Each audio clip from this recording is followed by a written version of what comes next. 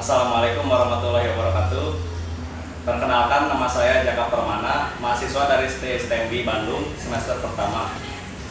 Saya Amaludin Taufik Ferdian, mahasiswa STMB Bandung semester pertama. Nah, kali ini kita akan mewawancarai salah satu pengusaha sukses, yaitu Ibu Dian Ayu Nuritasari selaku Direktur Utama PT Surimas Engineering Indonesia. Nah, kali ini kita akan memberikan beliau pertanyaan-pertanyaan seputar pengusaha. Nama saya Dian Ayu Nuritasari. Kebetulan memang saya adalah direktur di PT Surimas Engineering Indonesia. PT Surimas Engineering Indonesia ini bergerak di bidang jasa dan lain-lain. Ada beberapa divisi di PT Surimas Engineering Indonesia. Ada divisi project, ada divisi pendingin, ada divisi manpower dan lain-lain. Nah, cukup sekian dari saya. Selanjutnya bisa diceritakan nggak Bu, awal mula berdirinya PT Surimas Engineering Indonesia itu bagaimana? PT Surimas Engineering Indonesia ini berdiri pada tahun 2014 di bulan Desember. Sebenarnya berdirinya PT Surimas Engineering Indonesia ini karena mimpi gitu. Jadi awalnya saya mendirikan PT Surimas itu karena mimpi dan keinginan, juga adanya kesempatan. Saya dulu berpikir seperti ini, di Cikampek ini, di Kabupaten Karawang, pabrik itu banyak sekali. Hampir di setiap kawasan itu pabrik berjejer. Saya dulu berpikir begini, kenapa sih kita yang warga putra daerah asli dari Cikampek, asli dari Karawang kok nggak bisa gitu memberikan atau memanfaatkan keadaan di sekitar kita, di mana di situ banyak pabrik. Maksud saya, apakah kita bisa ikut andil untuk sama-sama mengais rezeki, awalnya seperti itu. Nah, setelah itu baru saya berpikir, tapi apa ya yang kita bisa lakukan gitu kan. Nah, karena banyak pabrik, saya tuh ya udahlah kita buat perusahaan aja, bergerak di bidang setiap proyek. Jadi saya berpikirnya kita bisa ngambil proyek di perusahaan-perusahaan. Terus saya juga bisa ngambil pekerjaan maintenance di pabrik seperti pengecekan gedung, atau untuk yang divisi teknik pendinginnya kita bisa maintenance untuk AC-nya gitu. Nah, awal mulanya dari situ sih sebenarnya.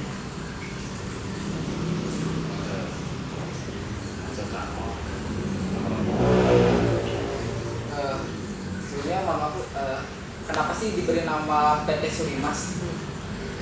Jadi PT Surimas ini sebenarnya adik dari satu perusahaan saya yang lain. Saya sebelumnya punya satu perusahaan namanya CP Surimas, bergerak di bidang rental scaffolding.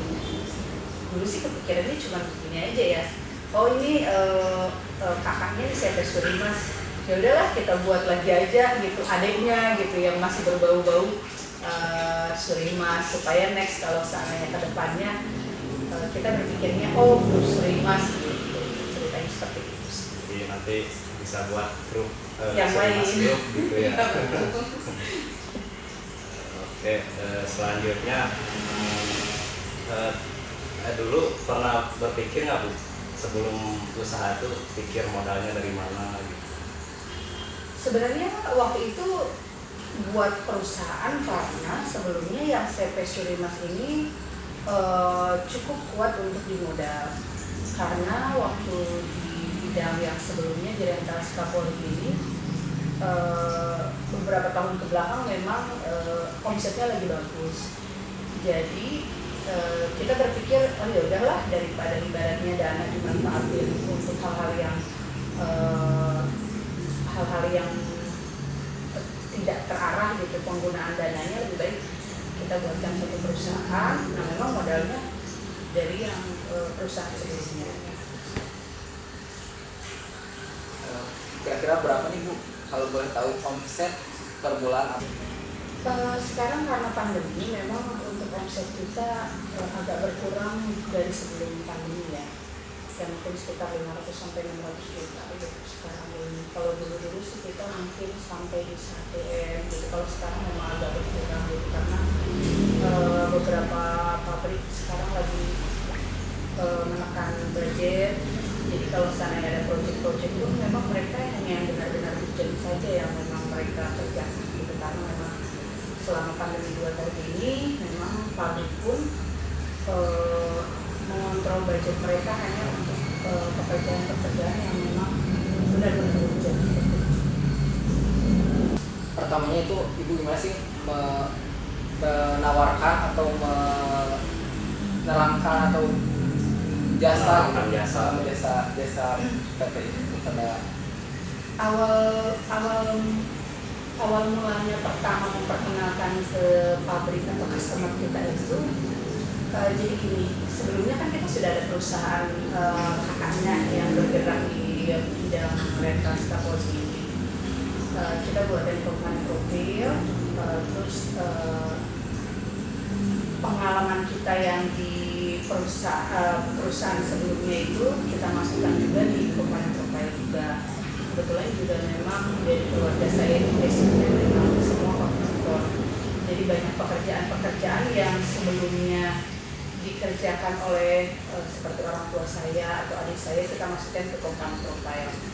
Setelah itu baru kita tawarkan apa yang kita bisa, apa yang kita mampu, apa yang kita bisa lakukan di pabrik gitu. Nah, kebetulan mereka welcome gitu ya, karena ada beberapa pekerjaan yang memang dibutuhkan di pabrik.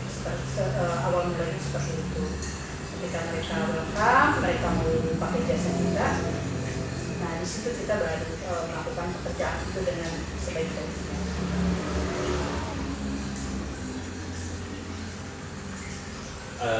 Ada kendala nggak sih Bu dalam menjalankan perusahaan?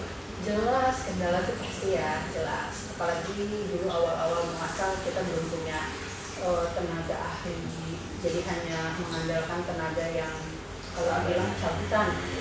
Jadi dulu waktu di divisi project beberapa kali pekerjaan itu memang harus benar-benar diawasin banget gitu.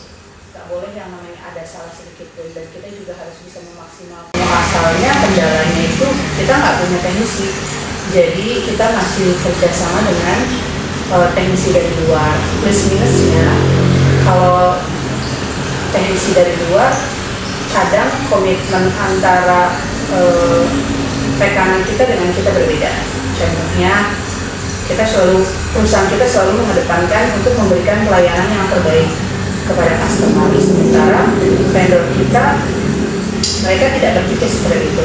Yang mereka pikirkan adalah bagaimana meraup keuntungan sebesar-besar. Nah, sementara itu nggak sejalan dengan nggak sejalan dengan komitmen kita. Kita memang harus mencari keuntungan, tetapi bukan dengan segala cara.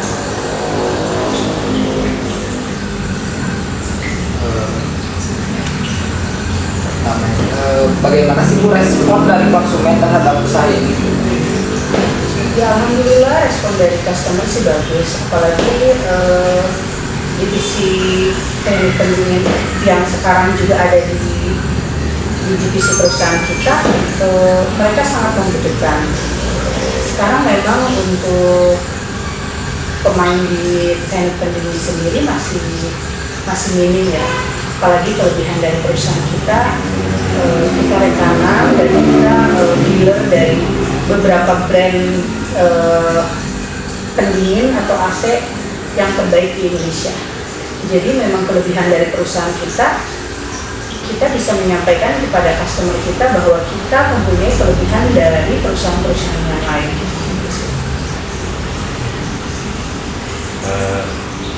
Harapan Ibu untuk PT Surimas ke depannya apa sih Bu?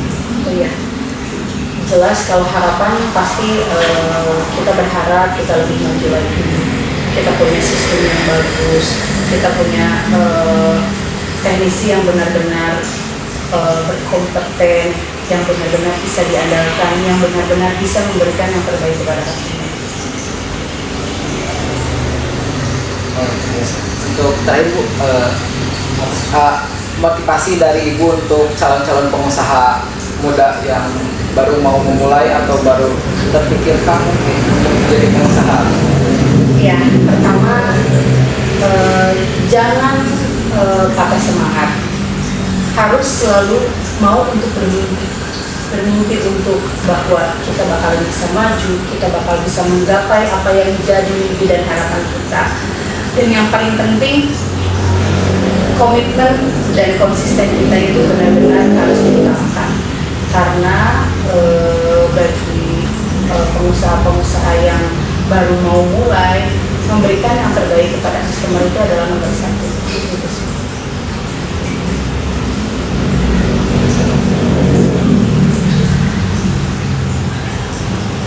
Oke, baik, terima kasih Bu Budiana Nuritasari untuk waktu berbincang meskipun sebentar, tapi semoga bahasan-bahasan dalam pertanyaan tadi bisa diserap dan dicerna oleh pengusaha-pengusaha muda yang baru mulai atau baru terpikirkan untuk menjadi pengusaha. Terima kasih juga, sama-sama. Semoga apa yang Ibu sampaikan bisa menginspirasi bagi pengusaha-pengusaha muda yang mau mulai berusaha. Oke, amin. Semoga PT SEI bisa lebih maju lagi. Amin. Mungkin cukup sekian Bu dari kami. Terima kasih atas waktunya. Assalamualaikum warahmatullahi wabarakatuh. Waalaikumsalam.